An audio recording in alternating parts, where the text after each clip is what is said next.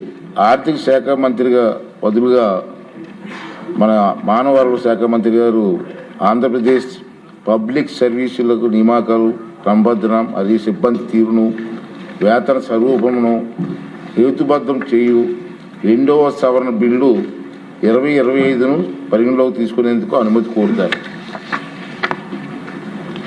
అధ్యక్ష,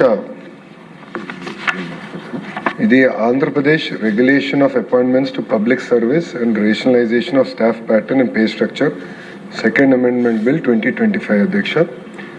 అధ్యక్ష, ఇది శాసనసభ సెప్టెంబర్ 27, 2025 నాడు ఈ బిల్ని పాస్ చేసి శాసన మండలికి పంపిస్తాం జరిగింది. అధ్యక్ష, శాసన మండలిలో ఈ బిల్ హౌస్లో లే అవుతాం జరిగింది. అధ్యక్ష, దాని తర్వాత 100 రోజులు పూర్తయినాయి కనుక తిరిగి ఈ బిల్ మళ్ళీ శాసనసభకు వచ్చింది. అధ్యక్ష, ఈ బిల్ అనేది ఒక మాట చెప్పాలంటే నాకు వెరీ పర్సనల్ ఇష్యూ. అధ్యక్ష, నేను 1983లో జన్మించాను. అంటే అన్న ఎన్టీఆర్ ముఖ్యమంత్రి అయిన తర్వాత నేను జన్మిస్తాం జరిగింది. అధ్యక్ష, అప్పటి నుంచి నేను రాజకీయాల్ని క్లోజ్గా ఫాలో అయిన వ్యక్తిని. అధ్యక్ష, గతంలో ఫ్యాక్షన్ రాజకీయాలకి ఆంధ్ర రాష్ట్రం అనేది ఒక అడ్రస్గా ఉండేది. అధ్యక్ష, అలాంటిది 1995లో గౌరవ ముఖ్యమంత్రి శ్రీ నారా చంద్రబాబు నాయుడు గారు అధికారంలోకి వచ్చినప్పుడు ఏ పార్టీ అని చూడకుండా ఫ్యాక్షన్ రాజకీయాలకి ఫుల్ స్టాప్ పెట్టాలన్న లక్ష్యంతో ఆనాడు ఆయన ఒక యుద్ధం ప్రకటించారు. అధ్యక్ష, ఒక పక్కన ఫ్యాక్షనిజం, ఇంకో పక్కన నక్సలిజం పైన కూడా ఆయన పోరాడారు. అధ్యక్ష, 2004 తర్వాత అధ్యక్ష, ఆనాటి ముఖ్యమంత్రి రాజశేఖర్ రెడ్డి గారు ఆయన అధికారంలోకి వచ్చిన మొదటి 2 సంవత్సరాల్లో సుమారుగా 164 మంది తెలుగుదేశం పార్టీ కార్యకర్తల్ని అతి దారుణంగా కిరాతకంగా చంపేస్తాం జరిగింది. అధ్యక్ష, ఇది ప్రత్యేకంగా ఆనాడు ఉమ్మడి అనంతపూర్ జిల్లాలో జరిగింది. అధ్యక్ష, ఇక్కడ పెద్దలు చాలా మంది సీనియర్ శాసనసభ్యులు కూడా ఉన్నారు.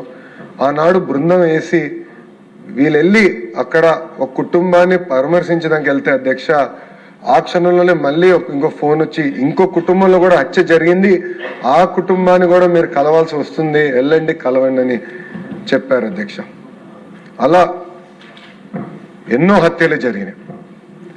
ఆనాడు చంద్రబాబు నాయుడు గారు ఫ్యాక్షన్ కుటుంబంలో అంటే ఒక హత్య జరిగింది ఫ్యాక్షన్ వల్ల, ఆ పిల్లలు తిరిగి ఫ్యాక్షన్లోకి వెళ్ళకూడని హైదరాబాద్లో ఎన్టీఆర్ మోడల్ స్కూల్ అనేది ఏర్పాటు చేశారు. అధ్యక్ష, ఆ పిల్లల్ని సొంత పిల్లల్ని చదివించే విధంగా, అంటే నాకు కూడా అంత సమయం ఆయన ఎప్పుడు కేటాయించలేదు, కానీ ఫ్యాక్షన్ దాడిలో చనిపోయిన ఎవరైతే ఉన్నారో వాళ్ళ పిల్లల్ని చదివించడానికి గౌరవ ముఖ్యమంత్రి గారు పర్సనల్ తీసుకుని ఆల్మోస్ట్ నెలకు ఒకసారి వెళ్ళి ఆ పిల్లలతో మాట్లాడి కౌన్సిలింగ్ చేసి మీరు ఫ్యాక్షన్లోకి వెళ్ళొద్దు అని చెప్పడం జరిగింది. అధ్యక్ష, భారతదేశ చరిత్రలో ఏ రాజకీయ పార్టీ ఇది చేయలేదు. అధ్యక్ష, కేవలం ఒక తెలుగుదేశం పార్టీ ఒక బాధ్యతగా అది ముందలు తీసుకెళ్ళింది. అధ్యక్ష, సో ఏ పార్టీ అయినా అవ్వచ్చు, ఏ పార్టీకి సంబంధించిన వాళ్ళు అవ్వచ్చు, కానీ ఫ్యాక్షన్ రాజకీయాలకి ఫుల్ స్టాప్ పెట్టాలి. అధ్యక్ష, ఫ్యాక్షన్ అంటే రాజకీయ హత్యలు. రాజకీయ హత్యలు ఎందుకు చేస్తారంటే ఆ ఒక కుటుంబాన్ని పెద్ద దిక్కు లేకుండా చేయాలి, ఆర్థికంగా కుటుంబాన్ని బలహీనంగా చేయాలి, అప్పుడు మొత్తం కుటుంబం రోడ్డు పైకి వస్తుంది అన్న ఆలోచనతో చేస్తారు. అధ్యక్ష 2019-24 మధ్యలో కూడా ఇలాంటి దాడులు జరిగినాయి. ప్రత్యేకంగా ఒక విషయం, ఒక కేసు గౌరవ సభకి దృష్టికి తీసుకొస్తున్నా. ఈ వ్యక్తి బడుగు బలహీన వర్గాలకి చెందిన వ్యక్తి, ఒక బీసీ నాయకుడు, నిరంతరం గ్రామంలో ఉన్న సమస్యల గురించి పోరాడిన వ్యక్తి, అతను నమ్ముకున్న సిద్ధాంతం కోసం నిలబడిన వ్యక్తి, అహర్నిశలు ప్రజలకు అందుబాటులో ఉన్న వ్యక్తి, అధికారంలో ఏ పార్టీ ఉన్నా వాళ్ళ సమస్యలు పరిష్కరించేదానికి పోరాడిన వ్యక్తి. ఆ వ్యక్తి పేరే తోట చంద్రయ్య. 2000 అధ్యక్ష మీరు చూస్తే 2022లో జనవరి 12న అతన్ని పైన దాడి చేసి నడి వీధిలో అతన్ని పడుకోబెట్టి ఏకంగా మెడపై కత్తి పెట్టి వాళ్ళ నాయకుడు అంటే ఆనాటి పాలకులు 2019 నుంచి 24లో ఎవరైతే అధికారులు ఉన్నారో వాళ్ళ నాయకుడు ఒక్కసారి జై చెప్పు నేను వదిలేస్తానని చెప్తే లేదు నేను చెప్పాను, నేను చనిపోయినా పర్వాలేదు, ఆ పసుపు జెండా నా పైన పెట్టండి అని చెప్పిన వ్యక్తి తోట చంద్రశేఖర్.